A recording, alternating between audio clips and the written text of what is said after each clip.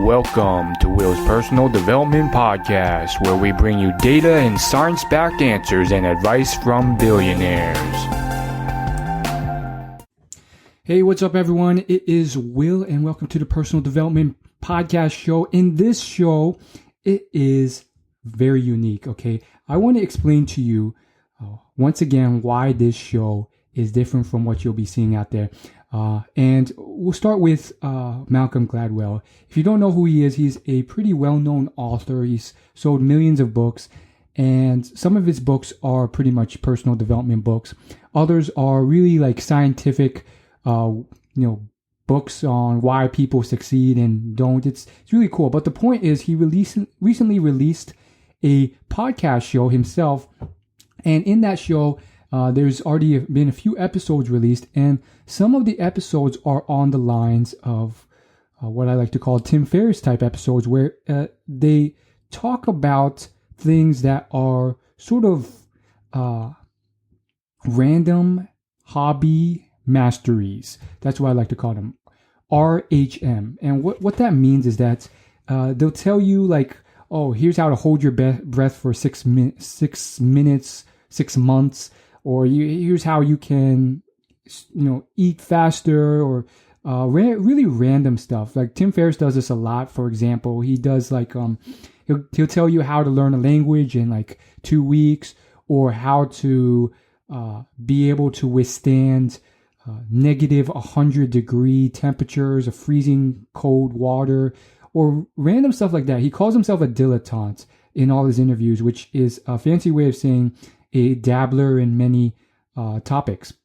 And this show is anti to that. And it's not only my way of standing out from the other podcasts, but it is also very true in nature. Those topics are very tempting to talk about. But honestly, how useful are they? Like, do I really need to learn a third language right now? How important is that? Will I ever really face a situation where I'll have to withstand frigid cold temperatures, or be able to, use my knife hunting skills out in the wilderness? Some random topic like that. I will not have to hold my breath for that long, or any of these esoteric things. So this topic is anti Tim Ferriss in that sense, because we will be focused really on things that will have the highest impact for you in terms of practical use and efficiency. So that's stuff like, how do I become a millionaire? How do I make more money? How do I actually become happier?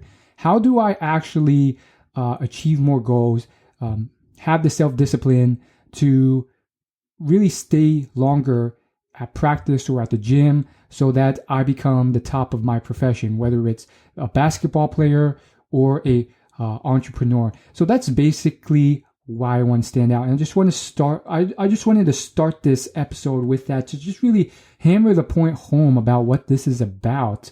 We're talking about real life, practical, useful topics. Now, let's talk about this episode. What are we going to be talking about here is, I think, a very, very popular problem.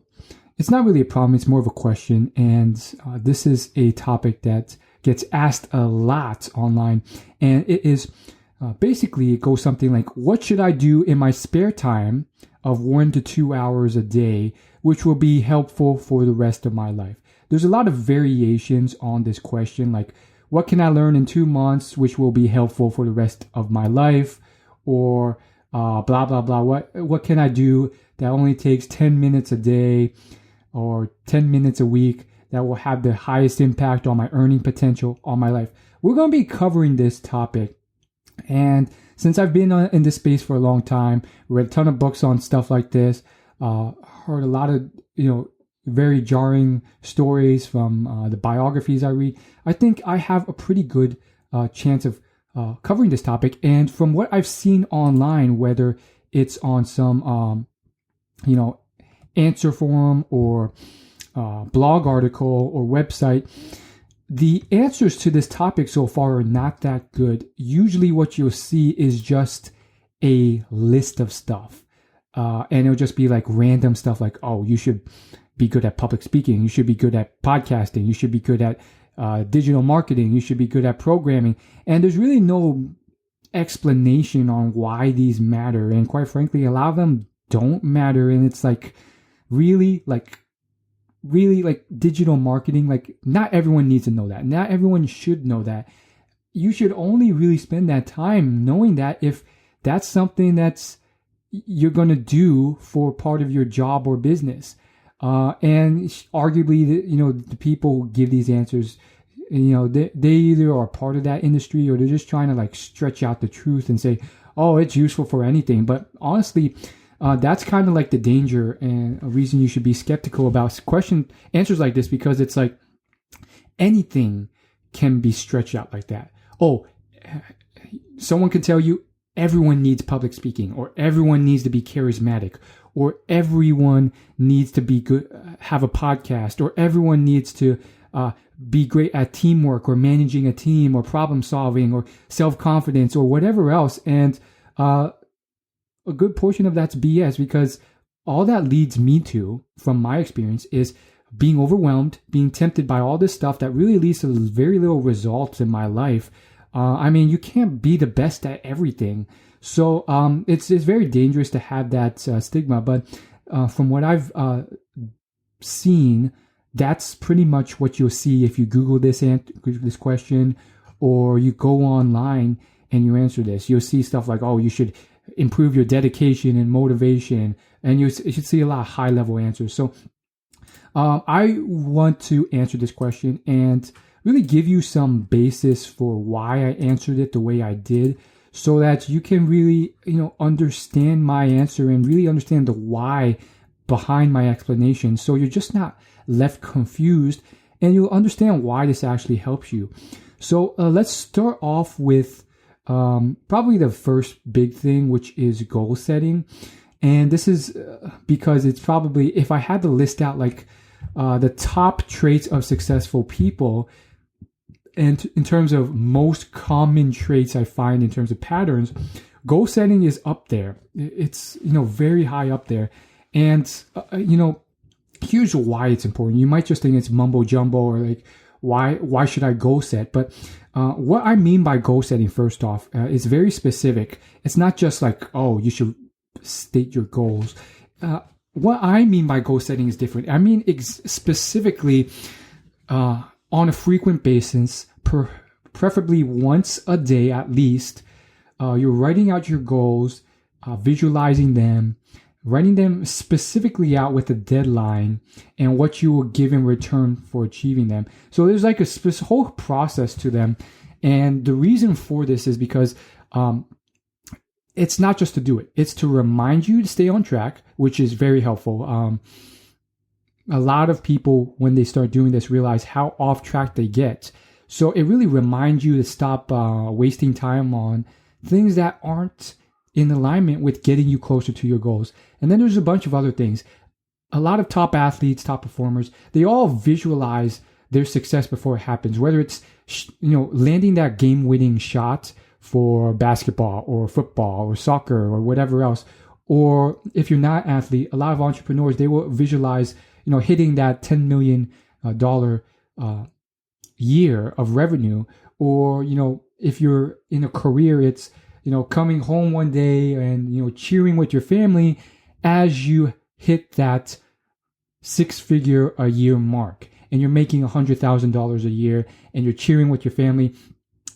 It really helps you get there, because sometimes you have to see it to believe it. And if you see it so many times, it really ingrains it into your mind, and also programs you to move towards it. But not only move towards it, but keep you alert at all times to opportunities that you may have missed otherwise that push you towards your goals. If you're constantly doing this, your mind is always alert, even on just a subconscious level.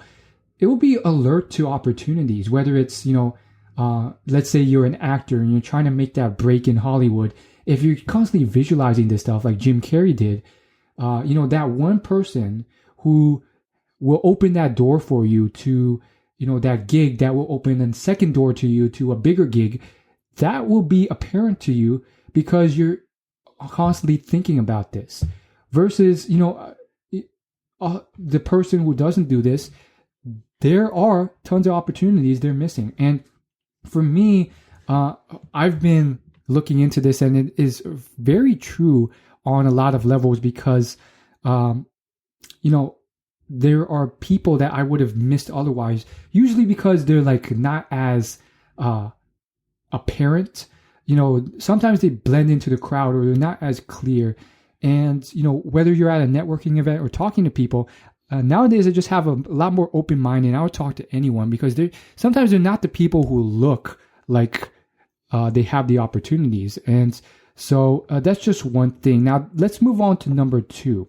I mean, I could spend a long time talking about goal setting, but there's that's the basis of it. And if you want to do it right, the specific process is a bit detailed, but well worth it. There's a great book called Laws of Success by Napoleon Hill on this for further reading.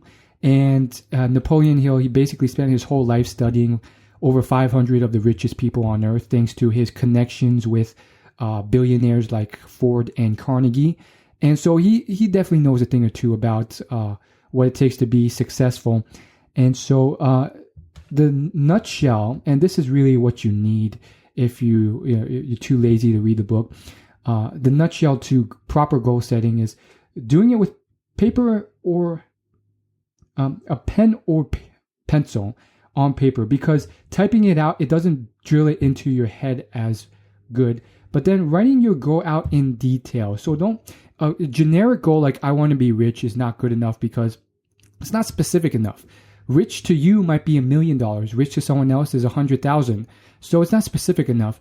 And so you want to be as definitive and specific as possible. So that means really focus on what exactly do you want. So it could be something like, I want to make $100,000 a year. That's more specific. And then the second part is, of course, visualizing it as if it already occurred now. So you write it in the present tense as if you already achieved it. And again, that gets into visualization. And then the next part would be having a specific deadline and a specific value that you would give in exchange for it. So to sum it all together, it looks something like this. I make $100,000 per year. It is the year 2018, and I have given a ton of valuable advice and help in the field of, nutrition and fitness training.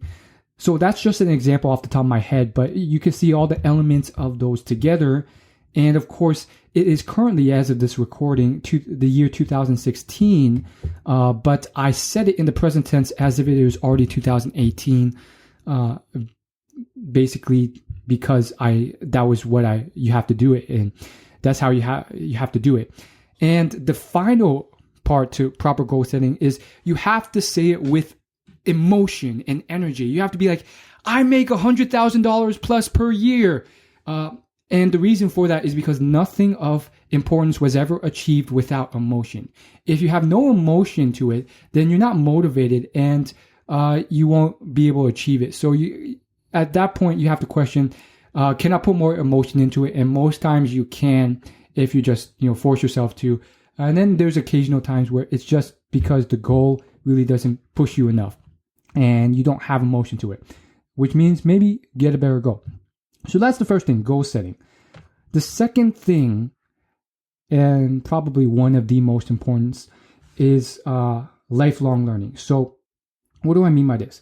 This will help you the most out of 99% of the other stuff that I could think of in terms of being helpful for the rest of your life. And it's one of those things where when you hear it, you're like, this is so common sense, and yet no one does it, and yet I can see so much value in this. So this is like a little secret in the world of self-help, and it's not BS, and you'll just see how logical it is once I reveal it to you.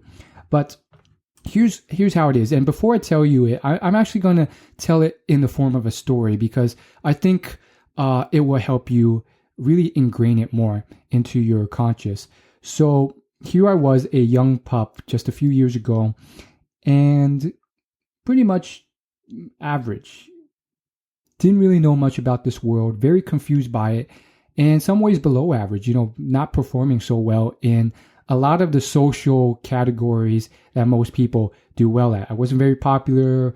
I wasn't really, doing well at anything. And then I stumbled into self-development and started watching a lot of videos on YouTube of billionaires and successful people.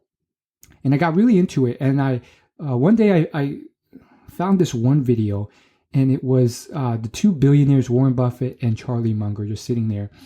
And I still remember this to this day because it had such an impact on me that I have since returned to that video numerous times. And essentially, Charlie, he said, the one thing that's really made Warren Buffett so successful compared to everyone else was lifelong learning. He is so much better at the age of 80 than he was at the age of 60. And you can't say that for most people his age. Now, really internalize that. Really think about that. We'll come back to that. I want to continue. So the story doesn't end there. I'm starting to read a lot of books about the same thing. And at the time, I was really into learning from investors.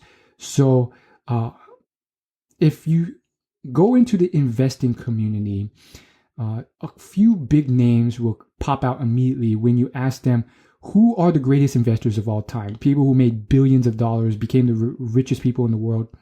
Warren's one of them, but another is a man named John Templeton. He's a very interesting person because he's very religious, but also he's very ethical, and he has very similar style of investing to Warren. But more than that, halfway through his life, he decided to pack it all up. He said, I've made enough money. I have no objective to be the richest person in the world. Instead, I want to devote the next half of my life to charitable organizations. So a lot of people say that if he had continued investing, he would have beat Warren Buffett. Now, I don't know if that's true, but what I do know is he made a lot of money investing in stocks and companies. And he wrote a book called 21 Secrets to Success and Happiness. And it was just like gold for me. It was perfect for me because I needed general success advice, and I wasn't, really convinced I wanted to be an investor as a career yet.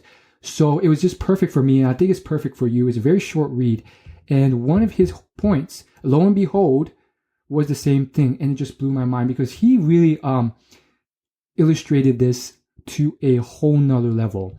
And he gives the story of two people. One is exactly the same as the other. They have the same intelligence, same background, same education, same upbringing, same culture. Everything's the same. Except one person, when he graduates college, he decides, thank God, I don't have to go to school ever again. I'm never learning a thing again. And every day, he goes to his job and he comes home from work.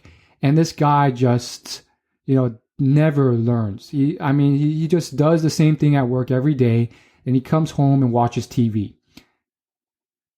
And the second guy has something different. He says, you know what? I'm not going to spend that much time because, I don't have that much time, but I'll spend a little time every day learning a little bit. I'll read a book, a couple pages of a book, maybe a bit more if I have the time. But I'll spend, 20 minutes a day learning. And so even though he ended school, he decides to keep learning. And lo and behold, they both live for another 60 years. And at the age of 80, one person is far more successful and rich and wealthy than the other because he accumulated, hundreds of books worth of knowledge over that time, whereas the other person just kind of like screwed around and watched TV all that time. So you can kind of see how that's working. And back to the Warren Buffett story, it really nailed the point home because most people, once they hit 40 or 50 or 60, they definitely stop learning, and they definitely buy into this belief that, I can't do any better anymore. This is it. That's it. I can't keep growing. And so they resign themselves to a fate of constantly just doing the same thing. Some people do that right out of school in college, and it's a tragedy. And so that is something that really hit home for me, because it not only taught me the power of lifelong learning, but the fact that you can keep growing and learning even at an old age. Warren Buffett is a lot of ways, as Charlie Munger said, more knowledgeable, successful, and I think knowledgeable is the best word. He knows more about business. He has all these different new experiences from learning about business history, from the books he reads to the business failures he's had from the age of 60 to 80. And he's a much better investor and business person at 80 than 60. And I just find that really fascinating. He's constantly developing. And, for further reading, a great book on this is The Compound Effect. And this guy, his name's Darren Hardy. He's a millionaire, and he found his own ways to success. And he stumbled across these concepts on his own, not through Warren Buffett or any of the stuff. He talks about this himself, and he actually has a very similar story. But this time he breaks it into three people. So one person is just average, cruising along, pretty much the TV watching guy. The second person is the guy I mentioned, the guy who reads a little bit every day. And then the third guy is the guy who's the worst of the lot. He eats junk food and does 15 minutes of crappy material every day. And what I mean by crappy material is like he'll eat junk food. He'll do stuff that rots his brain, whether it's addictive drugs or watches, mind-numbing TV. And he says, here's where another huge insight comes about. In Darren's book, he basically he says, on the monthly basis, a year out, a month out, even a couple weeks or days out, you will not see any difference between these three people, the effects of which will not really be shown until years out. 10 years out from then, one person will be a drug addict. He'll be like 50 pounds overweight. And one person's a lot healthier and more successful. But on the day-to-day or in week-to-week, you will not see the effects of this. And this insight also really helped me and will help you, because when I learned this a couple years ago, I got really frustrated and burnt out. And it was because I wasn't really seeing the effects of it yet. I was reading all these books on a daily basis, and everyone else my age, they were just watching TV and doing whatever the heck they wanted to. And I was frustrated. But this point by Darren Hardy, it really brought that point home that it's the long game. Like, be patient. The effects will not be seen for years out, but are they worth it? Will they be so worth it? So, I apply that same thing to a lot of different areas of my life, from the exercise I do, the working out I do, to, even this podcast. I will not get many downloads or listens this year or next year. But if I keep consistent at this 10 years down the road, I am sure it will grow into something amazing. Same thing for my blog. And exercise is a great one. A lot of guys, they want to put on muscle mass, and they have very short-term focused goals. Like, they want to put on 50 pounds in a couple months. And that's physically impossible. And if it is, you're taking massive steroids or you're hurting your body and being very unhealthy. And those are the people who have the mindset where they will not tolerate a measly 5 pounds of muscle growth per month or per 2 months. And that's a very incorrect mindset, because I jump up and down and celebrate and party if I gain 5 pounds of muscle mass in 2 months, because really that's a realistic and above average muscle growth curve. because 5 pounds a month, that's 60 pounds of muscle mass a year. That's ridiculous. And in 3 years, that's like 180 pounds. It's ridiculous. Like if you gain like 1 pound of muscle a month, that's already like, you're good to go. And so that false misconception, that false belief that you need massive muscle growth, like 10 pounds a month, it really stunts people from growing. And if you can gain like 50 pounds in 2 years, you will be jacked. So just keep that in mind. Again, the same type of thing plays out in multiple different dimensions in life. And so really think of the long term. It's classic tortoise and hare, and this plays out in so many different fields. Stock investing is another one. I mean, I don't know a single day trader who's a billionaire, because rarely there ever is one. Like arguably you can say Paul Tudor Jones is, but he's more of really a businessman and an investor than a day trader, really. Like he transitioned out of that. But the point is that, that in and of itself is an example of how a long-term versus short-term is not really, it doesn't work for day trading stocks either. I'm not someone who encourages day trading at all. And one of the reasons is because of the short-term mindset behind it. People, they will say, they will brag about stuff like, I got 60% returns in a day or a week or a month. But it's like, okay, but what are your 10-year returns? And what ends up happening is they'll gain 60%, but then they'll lose 100% or 80% or 70% or 50%. And when you average it out, their yearly returns are lower than what Warren Buffett was able to do over a 30-year time frame, which is he had around a 20% annual compounded return. And that's small of a return. It's not a big number. Just like muscle mass, it's not massive like these day traders boast about, but that is more than enough to compound, $10,000 to, $100 million if you work out the math. So again, this isn't to get into investing or any of that, but you can kind of see the point of this. Let's move on to the third and final habit or activity that you can do, which will take very little time, but will have massive impact for the rest of your life. And I'm capping it at 3 because, again, simplicity usually brings the best results. In this modern era of information overload, I mean, I could throw out 20 tips and, they will overwhelm you like they tend to do for most people, and you won't do any of them. And, some of the ones I throw in will be minor to your results, and you don't need them, and the impact will be minor. So I just want to keep it to 3. The third thing that you can do, and again, this is focused on success in terms of earning more. There's different activities I would suggest if your goal is to be happier.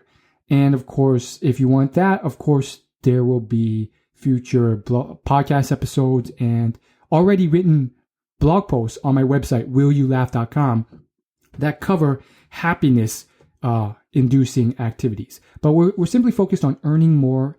And so the third thing that I recommend that you do is simply meditate for 10 minutes a day. Now, before you go off all skeptical, meditation is not actually spiritual. At its core, what it is simply focusing on your breath. That's it. And there's nothing spiritual or religious about focusing on your breath. And there's a lot of misconceptions about meditation beyond that. For example, a lot of people think it's about clearing your mind.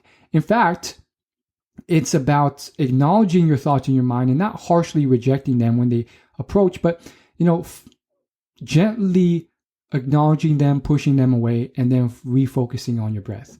And then when you get to mindfulness meditation, which is another form that's very popular and helpful nowadays, or transcendental meditation, both of those, it's mainly just about being aware of your surroundings. And so there's meditation. And you might be like, oh, this is woo-woo BS. But I was very surprised by not just the scientific research on why meditation helps, but also the, I would call it the amount of successful people who meditate. Again, this is a field that Tim Ferriss actually covers very well. He has a bunch of podcasts that really go into detail about this. And he recently released one where he literally like listed out like a dozen different people who meditate. I think he called it like the Tim Ferriss Radio Hour on Meditation. It's a new podcast format that he released recently. And he had everyone from Arnold Schwarzenegger to all these other, top performers talk about meditation. And he said it's like a very common pattern. And I've noticed this myself on the people I have studied. And for me, it's definitely not been the same people as Tim Ferriss. So it just kind of reaffirms this pattern. You have people, I've covered and stumbled across people that Tim Ferriss has definitely not met or heard of who meditate. So we're talking the billionaire Ray Dalio to actor Robert Downey Jr. To a bunch of people. And is meditation necessary to succeed? No. I've also met people who have not meditated, like Richard Branson. He has admitted he doesn't meditate, but he does do a meditative-like practice, which for him is windsurfing or kite surfing. So for you, if you can find a similar practice, maybe it's marathon running or something else along those lines, it can be that calming state of slowness that is equivalent to meditation. But it's very useful. And again, there's a lot of studies on this, which you can search up yourself on Google or Google Scholar, really. And it really helps with certain physiology of your brain. It actually changes the physical structure of your brain. And what it does is it helps your focus, your energy. It helps separate your brain so that you can not get overwhelmed or anxious with overwhelming tasks or opportunities in your life. It can really focus and separate your emotional part of your brain from your rational so that you don't get overcome with impulse decisions or behaviors based off your emotions rather than your rational brain. And there's been studies that have actually shown this to occur. So again, meditation is not necessary, but really helpful. And it's one of those things that has like no drawbacks. It's not like drugs where it's like, oh, if you do crack cocaine, you'll feel real good, but oh, will it mess up your health and your thinking and your memory? No, like meditation, there's like really no downside. And it's just like if you can put 5 minutes in a day, that's what I did. I started at like 2 minutes a day. I invented this thing called the nibble technique. And the basic idea is that I choose a commitment that is so ridiculously easy to do that I can't help but not do it. And for me, it was like 1 to 2 minutes every other day of meditation. And, you can apply this to other things like fitness. For me, for fitness, it was 1 minute per day at the gym and 1 push-up. And so it was just so simple that it's like breathing air. I couldn't help but not do it. And then once I built that into a habit, that's when I gradually increased it. So for meditation, I recommend the same thing, 2 minutes a day. Now, this podcast is actually getting really long. So I really want to cut it short here with those 3 practices. Once again, meditation is one of them. Second is goal setting. And the third is lifelong learning. I prefer learning through audiobooks and podcasts and videos. I do my fair deal of print actual book reading with actual books, but for the most part, I'm more of a listener, which a lot of us genetically are because in terms of the span of human civilization, mass media printed books is a relatively new invention. The printing press was only invented a couple hundred years ago. So what that means is that most of us are still genetically wired to learn the best from other people, whether in person, whether through talking, rather than through reading text on paper. So for you, it might be the same thing, or for you, it might be reading an actual book. But choose your medium and then do what you have to do to, start learning.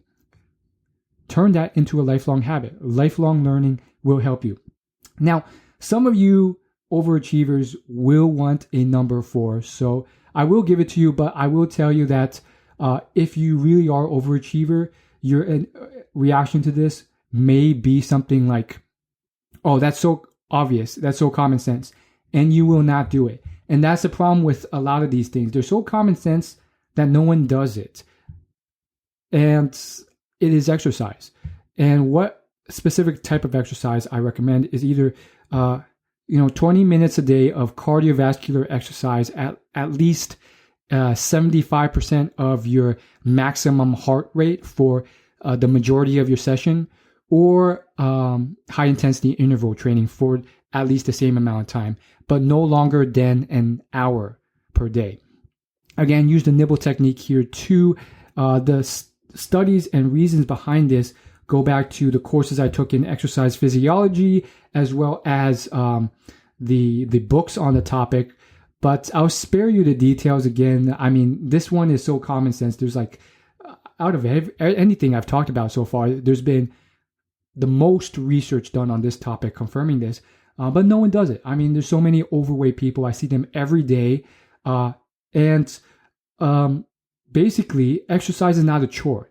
A lot of people view it as a waste of time, where they see it as a distraction where they could have spent that time at work or doing more productive stuff like making more money. But in reality, exercise is an investment. Studies have shown that the time you put into exercise, you will get back in money, energy, and extra time you save from the extra focus, the extra discipline, the extra clarity of mind, the extra energy you get from exercise. Again, this is well documented with science. It's an investment in your time.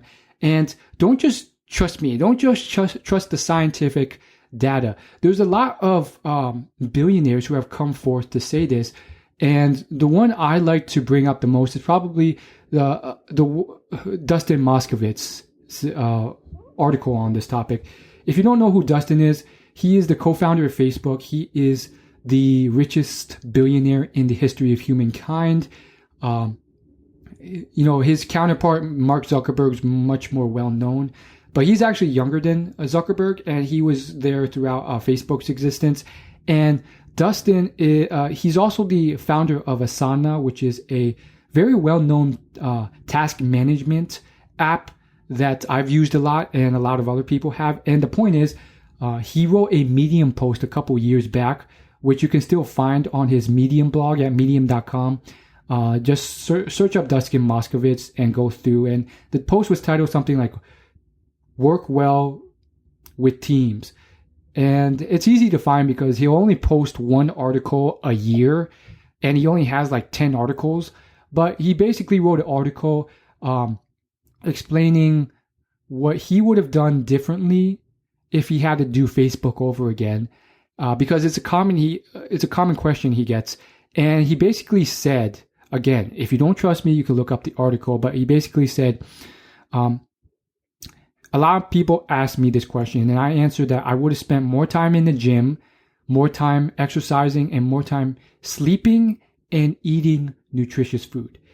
And a lot of people will respond to my answer with that with, well, Dustin, wouldn't that have taken away from the time you spent building Facebook? To which Dustin replies in his Medium article with, actually, on the contrary, I believe that the time I spent investing in exercising and sleep and all those other things would have made me achieve the success I had with Facebook faster. I would have had less fights that were unnecessary. I would have been less unfocused. I would have had more energy. I wouldn't have felt so sluggish all the time. And he goes on and on. And if that doesn't confirm my theory, which is, almost a fact at this point, then nothing else will. So that's what I have for you. And they seem like simple hacks, but that's the deception and danger of the world. Sometimes the best advice is the simplest and most common sense. And some of this isn't common sense. I mean, you probably wouldn't have thought of meditation or goal setting in a while. I mean, those things I wouldn't have thought of. So they're a bit hidden, but some of the stuff is right there in front of you. And the reason I say cardiovascular or high intensity interval training is because they work your heart muscle, which is the most important, and because it pumps blood to all your veins, opens your lung capacity and your ability to pretty much have energy. And that's the most important versus weightlifting and resistance training, as it's more formally called in the physical fitness world. It only really focuses on increasing the strength, density, or size of your muscle, which doesn't do anything for your heart muscle or cardiovascular or respiratory systems, and therefore doesn't really help that much in terms of improving your energy levels or how long you live. So eat well as well, because there's also misconceptions on the fact that, I could just work it off if I eat enough junk food.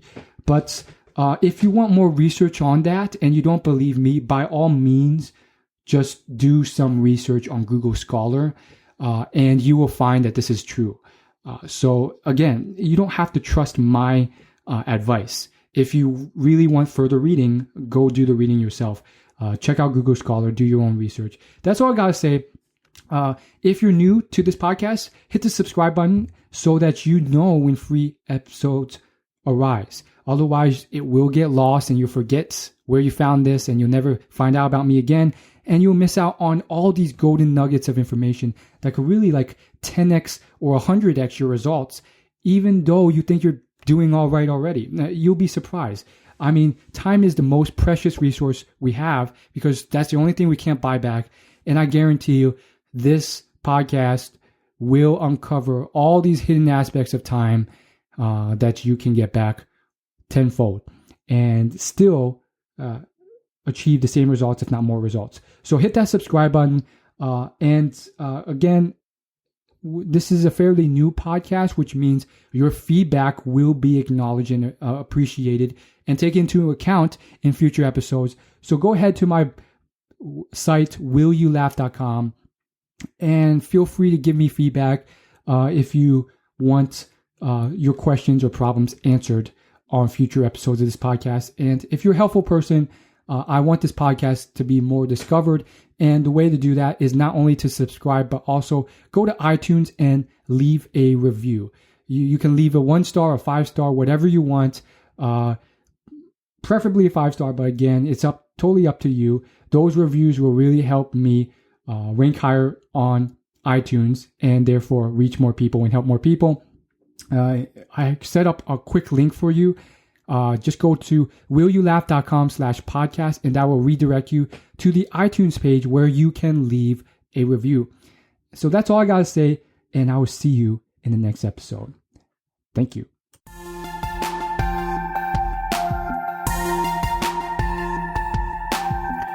Thank you for listening to Will's Personal Development Podcast. You can find more at willyoulaugh.com.